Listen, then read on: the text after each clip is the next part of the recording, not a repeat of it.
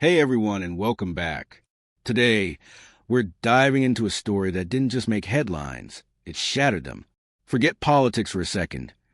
This is about power, corruption, and the moments when truth punches through the noise and holds someone accountable live on air. Imagine this: a television studio, dimly lit, stripped down, not a debate stage, but something colder, sharper, like an operating room for American integrity. Two women sitting across from each other, face to face. On one side, a firebrand congresswoman, known for her aggressive style, facing accusations. On the other, a voice of principle, calm but cutting. The host, Ali, is there, but he doesn't need to do much. The tension in the air is a character all its own. This was the setting for the showdown between Congresswoman Marjorie Taylor Greene, who had requested this appearance to defend herself, and Congresswoman Jasmine Crockett. Marjorie spoke first. Her voice smooth, maybe too smooth. Smear campaign, she said. Deep state. Left-wing media. She stared directly into the camera, not at the woman across from her. She talked about fighting for her state, for the country, for American innovation, and specifically for working with Elon Musk. It was tight, calculated, utterly hollow. Then Ali turned to Jasmine Crockett. No theatrics, no change in posture. Her voice was quiet, but the temperature in the room dropped. America doesn't need to ask why public trust in Congress has vanished, Jasmine said, her gaze locked onto Marjorie. It just watched why.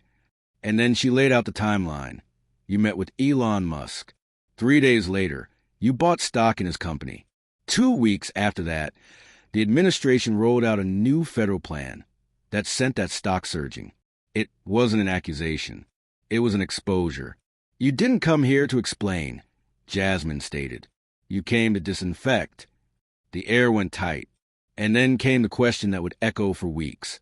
Why did you support DOGE, Elon Musk, and cuts to Social Security while your own portfolio ballooned? The words weren't shouted, but they landed like hammer blows. Marjorie Taylor Greene froze. Not from fear. You could see the calculation flicker in her eyes. Jasmine just waited. Did you hear me? She asked, her voice steady. The silence was heavy, radioactive. For a split second, you could almost feel Marjorie's mind flash back, maybe to a room in the West Wing, a red tag folder, a plan already in motion. DOGE was a tool, Musk a messenger, and she was a megaphone.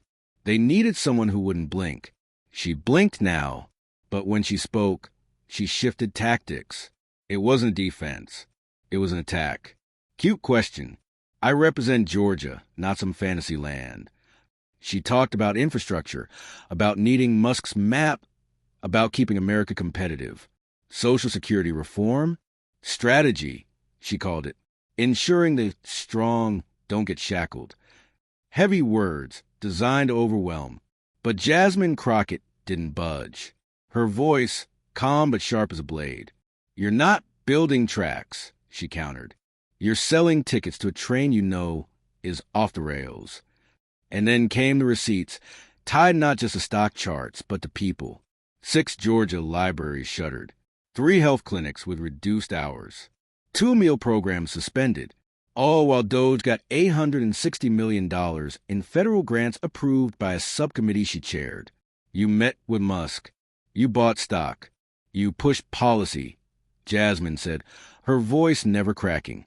And you never requested a hearing. This isn't about your investments. This is about how you turned a seat of power into a profit station. You called DOGE the future, Jasmine finished. But whose future still has a seat on that train? Marjorie didn't answer. She didn't need to. Her silence was a confession. The air in the studio felt like glass. And that was just the first round. Ali, the host, turned a page. The temperature shifted again. Now, the topic was different, but the stakes were just as high. The case of killer Abrego Garcia, an undocumented immigrant deported under a classified executive order, without a trial, a constitutional rupture. Some called it. Ali turned to Marjorie. Congresswoman Greene, your office publicly supported this decision. Do you believe the executive branch has the power to remove individuals without judicial process, based solely on classified intelligence? The question hung in the air, an echo of fundamental rights. Marjorie shifted. A tiny, almost imperceptible crack in her composure. She muttered under her breath towards the crew. Jesus Christ, freaking MSNBC. You people just can't let the Kilmar thing go, can you? But the camera was rolling, and Jasmine Crockett was watching. Marjorie collected herself, leaning into her rage. I'm not going to apologize for standing with an administration that protects American borders, she declared. Garcia had gang ties. We have files. We had to act. I don't need a court to tell me who's dangerous. I need a president who acts before someone ends up in a body bag. It wasn't a policy statement. It was a doctrine, and it landed heavy. Jasmine folded her hands. Quiet, deliberate. Her voice was soft, low, but sharp enough to cut glass. I've spent over a decade defending immigrants in courtrooms across this country, she began. She spoke of 11-year-olds signing papers they couldn't read, of mothers who never saw a judge, only a van. And what you just said, she continued, turning her head slowly towards Marjorie, her voice still a control force. That a court doesn't matter. That blood is proof enough. That's not patriotism. That's legal ignorance wrapped in fear. She paused for just 2 seconds. Then came the hammer blow. Article 1, Section 9 of the U.S. Constitution forbids bills of attainder. That means no American official, not even a president, gets to declare someone guilty without trial. No judge, no jury, no exceptions. Marjorie blinked. Jasmine didn't. She was no longer responding.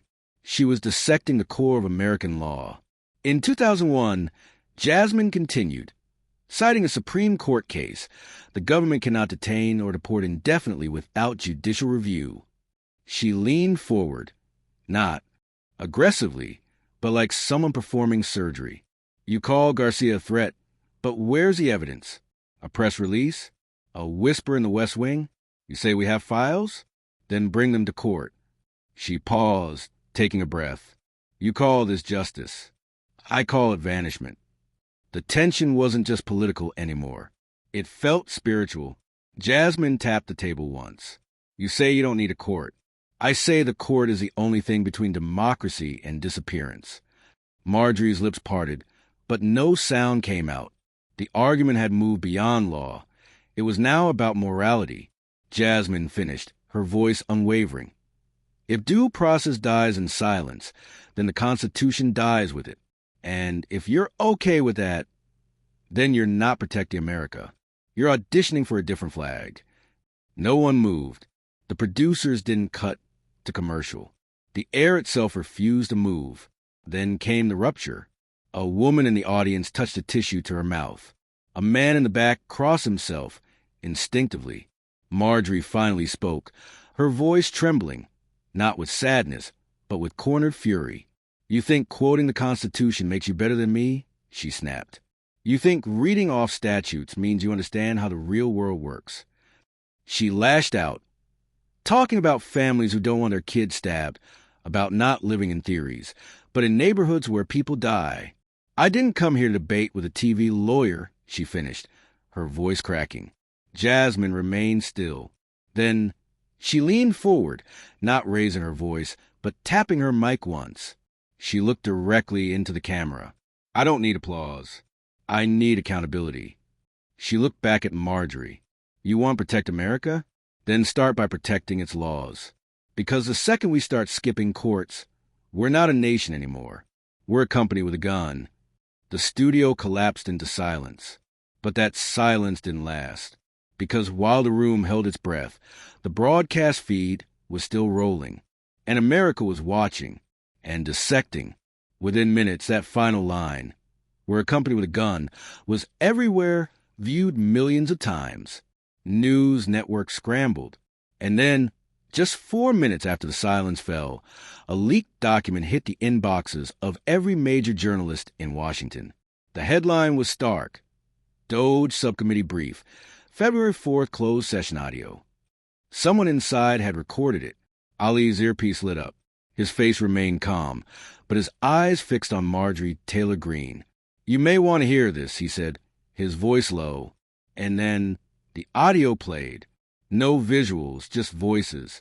Timestamps verified. First voice, unmistakable. Marjorie Taylor Greene. Approved the budget shift under Section 7. Keep the language vague. Listed as a digital infrastructure acceleration fund. Another voice, a staffer. But that reroutes $214 million away from education grants in 3 states. Marjorie again, cutting in. They'll find out when it's too late to stop it. Musk's team needs the pilot phase to be clean. The market needs to move before the press does. Silence, not dead air. The kind of silence you hear when power knows it's been caught red-handed. Marjorie didn't move, didn't deny, didn't speak. She just stared at the table, as if it had started to bleed. Jasmine leaned forward, not triumphant, but surgical. You didn't just move money, she said, her voice a quiet audit. You moved democracy, quietly, with language designed to hide it. Marjorie started to speak, but Jasmine raised a single finger, and for a split second, Marjorie obeyed. How many libraries closed in your district since February? Jasmine asked. The number scrolled across the bottom of the screen. 6. How many communities had no idea why the federal funds vanished? The number, 14 rural towns. How many residents showed up at board meetings and got told it was just budget realignment? And then the image. A photo appeared on the screen. Behind them, grainy but clear, Marjorie Taylor Greene, seated beside Elon Musk in the West Wing. A black folder between them. Time-stamped, January 19th, 2025. 3 days before she bought the stock. 6 days before the policy went live. 9 days before the schools started closing. Ollie didn't need to say a word. The studio wasn't just a set anymore. It was a courtroom, and the people watching were the jury. You didn't just fail to protect, Jasmine said softly. You participated in the replacement of public trust with private stock. Marjorie snapped. Her hand hit the table. This is a damn trap. Her voice cracked, not from guilt, but from the sheer impact of the evidence. I'm the only one here who actually builds something, she shouted. Jasmine didn't flinch. You didn't build anything, she countered quietly. You privatized hope and called it leadership. Marjorie stood up, not in defiance, but in panic. I've served Georgia with more integrity than anyone in this room. Jasmine remained seated. Her voice didn't rise, but her truth did. You didn't serve Georgia. You sold it. Marjorie's breath caught, because this time, the sound wasn't just from the studio. It was a murmur that grew into something unmistakable. From the gallery, from the people. Applause. Ollie finally spoke, his voice flat, formal. Congresswoman Greene, do you deny that this audio is real? Marjorie didn't answer. Denial was a lie. Silence was a confession. And for the first time that night, she had no words left. Jasmine placed her palms flat on the table. This wasn't a leak, she said. This was a mirror. She stood, not in triumph, but in ceremony. As the camera panned up, America watched as Marjorie Taylor Greene stood shadowed by her own voice, her own actions. Jasmine Crockett looked forward, because facts expose structure. But memory sets it on fire. Ollie turned to her, unsure if he should continue. Congresswoman Crockett, he asked, I understand you brought something with you? Jasmine nodded. She reached under the table and pulled out a single sheet of paper, folded, yellowed, taped at the corner. Just a letter. Just handwriting. This letter, she said, her voice soft, reverent, was written by Mrs. Letitia Ramos, a librarian in Valdoa, Georgia. She worked 19 years in the same school district. 2 months ago, her library shut down. Her job disappeared. Jasmine unfolded the letter. She didn't complain. She didn't file a lawsuit. She wrote one letter. She began to read. Dear America, her voice was quiet now, powerful in its stillness. They told us the library wasn't essential, that technology had moved past shelves, that budgets were tight, that books didn't matter anymore. But last week, a 5th grader came into my office and cried because his family can't afford Wi-Fi, and the library was the only place he could finish homework. The words didn't echo. They settled. Heavy. Permanent. This student asked me if books still counted as learning. I told him yes. Jasmine read, her voice catching just slightly. But I lied, because I already knew the vote had passed. The funding had vanished, and someone, somewhere, had decided our futures didn't turn pages anymore. She paused, not for air, but for the weight of it. Then he left without a backpack. I packed one for him, from my own shelf. I don't know if it will be enough. I only know this. No stock portfolio will ever replace a storybook. Jasmine folded the letter and placed it gently in the center of the table, between her and Marjorie. No commentary, just placement. A sacred offering from someone America forgot. Marjorie Taylor Greene said nothing. What could she say?